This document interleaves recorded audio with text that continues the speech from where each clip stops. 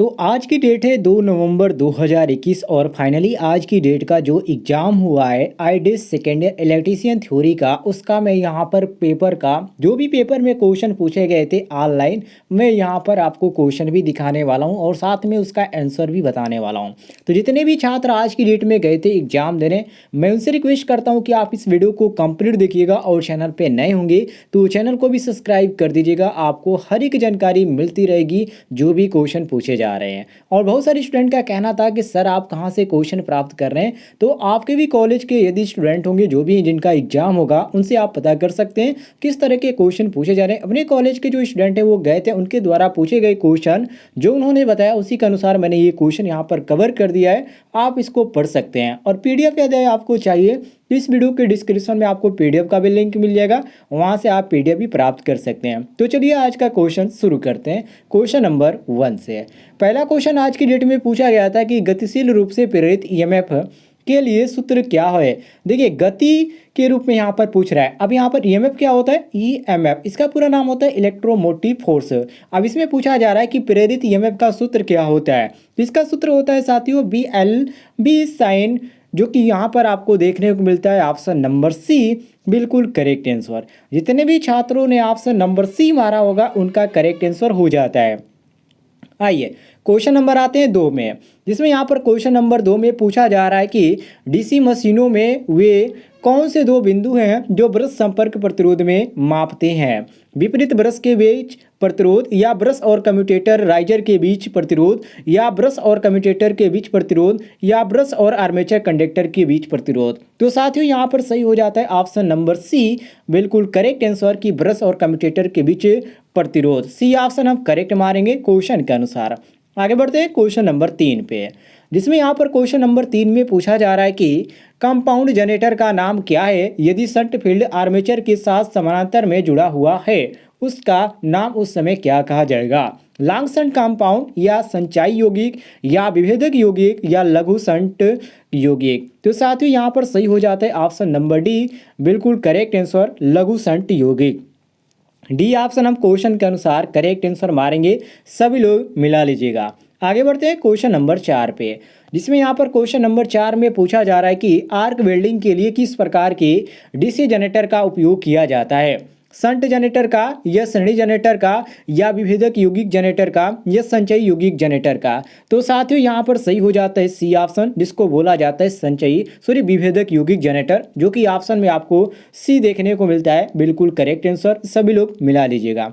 अगले क्वेश्चन की ओर आते हैं क्वेश्चन नंबर 5 पे, जिसमें यहाँ पर क्वेश्चन नंबर 5 में पूछा जा रहा है कि आर्मेचर वाइंडिंग प्रतिरोध को मापने के लिए किस उपकरण का उपयोग किया जाता है। मेगर का, या मल्टीमीटर का, या श्रेणी प्रकार ओमीटर का, या केल्विन ब्रिज का। तो साथियों ये आपका सही हो जाता है option number D kelvin bridge का आर्मेचर वाइंडिंग प्रतिरोध को मापने के लिए प्रयोग किया जाता है। तो हम डी ऑप्शन क्वेश्चन के अनुसार करेक्ट आंसर मारेंगे, सभी लोग रट लीजिएगा। अगले क्वेश्चन की ओर आते हैं क्वेश्चन नंबर 6 पे, जिसमें यहाँ पर पूछा जा रहा है कि मैं थोड़ा सा इसको छोटा कर देता हूँ। ये देखिए इसमें पूछा जा रहा है कि शॉर्ट और ओपन सर्किट के लिए आर्मेचर वाइंडिंग का परीक्षण करने के लिए किस उपकरण का उपयोग किया जाता है। टोंग परीक्षक का, या आंतरिक ग्राउलर का, या बाहरी ग्राउलर का, या डिजिटल मल्टीमीटर का। तो साथियों यहाँ पर सही हो जाता है ऑप्शन नंबर सी बिल्कुल करेक्ट आंसर, जो कि एक्सटर्नल जो यहाँ पर ग्राउलर दिया गया, बाहरी जो ग्राउलर दिया गया, ऑप्शन नंबर सी दिया गया है। ये हमारा क्वेश्चन के अनुसार सी ऑप्शन करेक्ट आंसर हो जाता है। क्वेश्चन नंबर आते हैं 7 पे, जिसमें क्वेश्चन नंबर 7 में पूछा जा रहा है कि डीसी मोटर में करंट की दिशा किस नियम से निर्धारित होती है। दाहिना हाथ पकड़ नियम के, या दाहिने हाथ के हथेली के नियम के, या फ्लोमिंग के बाएं हाथ के नियम से, या फ्लोमिंग के दाहिने हाथ के नियम से। तो साथियों यहाँ पर सही हो जाता है ऑप्शन नंबर डी, जिसको बोला जाता है फ्लोमिंग के दाहिने हाथ के नियम से। डी ऑप्शन हमारा क्वेश्चन के अनुसार करेक्ट आंसर हो जाता है, सभी लोग मिला लीजिएगा। क्वेश्चन नंबर 8 को देखते हैं, जिसमें यहाँ पर क्वेश्चन नंबर 8 में पूछा गया था कि डीसी शंट मोटर में सामान्य गति से नीचे कौन सी गति नियंत्रण विधियाँ प्रदान करती है। क्षेत्र नियंत्रण विधि, या वोल्टेज नियंत्रण विधि, या आर्मेचर नियंत्रण विधि, या गति नियंत्रण की वार्ड लियोनार्ड विधि। तो साथियों यहाँ पर आपका सही हो जाता है option number C.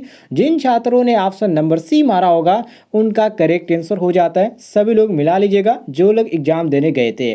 Question number आते हैं 9 पे, जिसमें यहाँ पर क्वेश्चन नंबर 9 में पूछा जा रहा है कि कौन सी कुचालक सामग्री श्रेणी बी के कुचालक की है। श्रेणी बी के अंतर्गत कौन सी कुचालक आती है, कपास आता है या बांस आता है या फाइबर ग्लास आता है या चमड़े का कागज आता है। तो साथियों इसके अंतर्गत जो आता है उसको बोला जाता है फाइबर ग्लास, जो कि ऑप्शन में आपको सी देखने को मिलता है। बिल्कुल करेक्ट आंसर मिला लीजिएगा। क्वेश्चन नंबर आते हैं 10 पे, जिसमें क्वेश्चन नंबर 10 में पूछा जा रहा है कि आर्मेचर को संतुलित करने का सबसे प्रभावी तरीका कौन सा है, स्थैतिक संतुलन या गतिशील संतुलन या काउंटर संतुलन के साथ संलग्न या सीसा भार संतुलन के साथ प्लग किया गया। तो साथियों यहाँ पर सही हो जाता है बी ऑप्शन, गतिशील संतुलन, जो कि ऑप्शन में आपको बी देखने को मिलता है। बिल्कुल करेक्ट आंसर मिला लीजिएगा सभी लोग। और यदि आपको किसी भी क्वेश्चन में किसी प्रकार का दिक्कत होता है, आपको लगता है कि ये क्वेश्चन का आंसर जो है गलत है, ये नहीं ये होना चाहिए, तो आप कमेंट में पूछ सकते हैं, आपको जानकारी मिल जाएगी। आगे बढ़ते हैं हम क्वेश्चन नंबर 11 पे, जिसमें यहाँ पर 11 में पूछा जा रहा है कि डीसी मोटर के लिए स्टार्टर की क्या आवश्यकता है। डीसी मोटर में आप सभी को मालूम है कि स्टार्टर का प्रयोग किया जाता है, लेकिन इसमें प्रयोग क्यों किया जाता है, इसकी आवश्यकता क्या है डीसी मोटर के लिए। तो साथियों इसके लिए इसका लगाया जाता है कि आर्मेचर करंट को क्या कर सके, कंट्रोल कर सके, कि इसमें कितनी धारा के प्रवाहित होनी चाहिए मोटर के अनुसार। तो ये आपका सही हो जाता है ऑप्शन नंबर डी। बिल्कुल करेक्ट आंसर मिला लीजिएगा, डी ऑप्शन सही हो जाता है। आगे बढ़ते हैं क्वेश्चन नंबर 13 पे, जिसमें यहाँ पर क्वेश्चन नंबर 13 में पूछा जा रहा है कि वाइंडिंग में टेप का उद्देश्य क्या है, स्लॉट को इंसुलेट करें या कॉइल को बांधे या कंडक्टर लपेटे या खुले कंडक्टर का इंसुलेशन। तो साथियों टेप के द्वारा जो कंडक्टर होते हैं, मान लीजिए एक वायर है और ये एक वायर ये दो है, जब ये दोनों ज्वाइंट होते हैं तो इसके बीच क्या किया जाता है, टेपिंग किया जाता है, मतलब कि इस पर टेप लपेटा जाता है। तो उसी को यहाँ पर पूछा जा रहा है वाइंडिंग में टेप का उद्देश्य क्या है। तो इसमें क्या किया जाता है, कंडक्टर वे लपेटे जाते हैं। तो ऑप्शन नंबर सी हमारा क्वेश्चन के अनुसार करेक्ट आंसर हो जाता है, सभी लोग मिला लीजिएगा। अगले क्वेश्चन की ओर आते हैं क्वेश्चन नंबर 13 पे, जिसमें यहाँ पर पूछा जा रहा है कि त्रिकला मोटर के बीच कला विस्थापन क्या है, 90 अंश या 120 अंश या 180 अंश या 360 अंश। तो साथियों यहाँ पर सही हो जाता है ऑप्शन नंबर सी 180 अंश। कितना, 180 अंश। ध्यान रखिएगा त्रिकला मोटर के बीच विस्थापन होता है 180 अंश। मोस्ट इंपॉर्टेंट क्वेश्चन है ये आपका।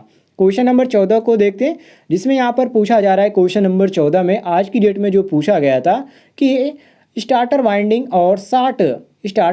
शार्ट और ओपन फॉल्ट का परीक्षण करने के लिए किस उपकरण का उपयोग किया जाता है, टोंग परीक्षक का या आंतरिक ग्राउलर का या बाहरी ग्राउलर का या डिजिटल मल्टीमीटर का। तो साथियों यहाँ पर सही हो जाता है ऑप्शन नंबर बी, जिसको बोला जाता है आंतरिक ग्राउलर का, अर्थात एक्सटर्नल यहाँ पर ग्राउलर जो आपका दिया गया बाहरी ग्राउलर। सी ऑप्शन यह हमारा क्वेश्चन के अनुसार करेक्ट आंसर हो जाता है ऑप्शन नंबर सी। ठीक है, मिला लीजिएगा सभी लोग, सी ऑप्शन सही हो जाएगा। अगले क्वेश्चन की ओर आते हैं क्वेश्चन नंबर 15 पे, जिसमें पूछा जा रहा है कि किस प्रकार के वाइंडिंग तार को सबमर्सिबल पंप मोटर्स में या सबमर्सिबल मोटर्स को वाइंडिंग करने के लिए उपयोग किया जाता है।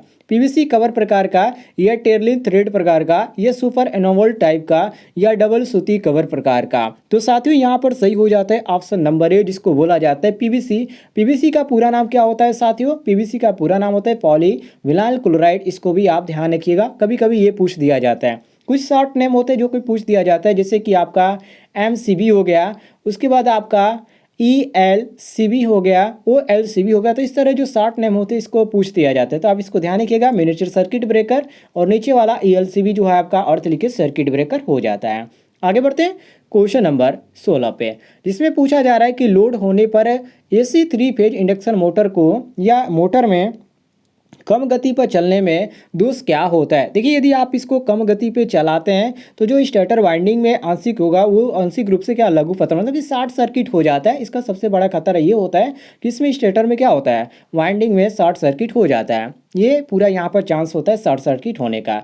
ये आपका सही हो जाता है ऑप्शन नंबर डी, मिला लीजिएगा। क्वेश्चन नंबर देखते हैं 17 को, जिसमें यहाँ पर पूछा जा रहा है कि इंडक्शन मोटर के रोटर में खुले सर्किट का क्या प्रभाव होता है। मोटर शुरू नहीं होती है या मोटर में ओवर हीटिंग होती है या शाफ्ट का आंतरिक कंपन होता है या मोटर बहुत कम गति से चलती है। अब यहाँ पर देखिए दोस्तों, ये आपका मोस्ट इंपॉर्टेंट क्वेश्चन है और ऐसे ही क्वेश्चन आपको ज़्यादातर देखने को मिलते हैं ITI एग्जाम में। तो आप इसको ऐसे क्वेश्चनों को बिल्कुल आप देख के जाइएगा, कोई भी कन्फ्यूजन आपका नहीं होगा। तो डी ऑप्शन आपका सही हो जाता है, मोटर बहुत ही कम गति से चलती है। डी ऑप्शन आप करेक्ट मारेंगे।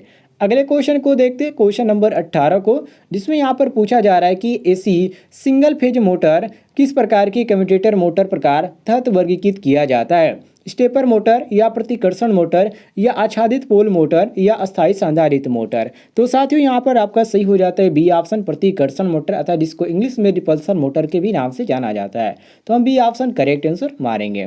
क्वेश्चन नंबर 19 को देखते हैं, जिसमें यहाँ पर पूछा जा रहा है कि हार्ड डिस्क ड्राइव के लिए किस प्रकार की सिंगल फेज मोटर का उपयोग किया जाता है? तो इसमें एक ही मोटर आता है जिसको हम स्टेपर मोटर के नाम से जानते हैं। तो ऑप्शन नंबर ए हमारा क्वेश्चन के अनुसार करेक्ट आंसर हो जाता है। क्वेश्चन नंबर 20 को देखते हैं, जिसमें यहाँ पर क्वेश्चन नंबर 20 में पूछा गया है कि सिंक्रोनस मोटर ऑपरेशन के लिए डीसी आपूर्ति क्यों आवश्यक है? मतलब कि डीसी की स्रोत की जरूरत पड़ती है, लेकिन ऐसा क्यों इसकी जरूरत पड़ती है? तो देखिए, जो मोटर की तुल्यकालिक गति होती है उसके लिए डीसी आपूर्ति की जरूरत पड़ती है। तो ऑप्शन नंबर डी हमारा क्वेश्चन के अनुसार करेक्ट आंसर हो जाता है। उम्मीद है आपको जानकारी पसंद आई होगी। पसंद आई तो वीडियो पर लाइक कीजिएगा और चैनल पर नए होंगे तो चैनल को भी सब्सक्राइब कर लीजिएगा।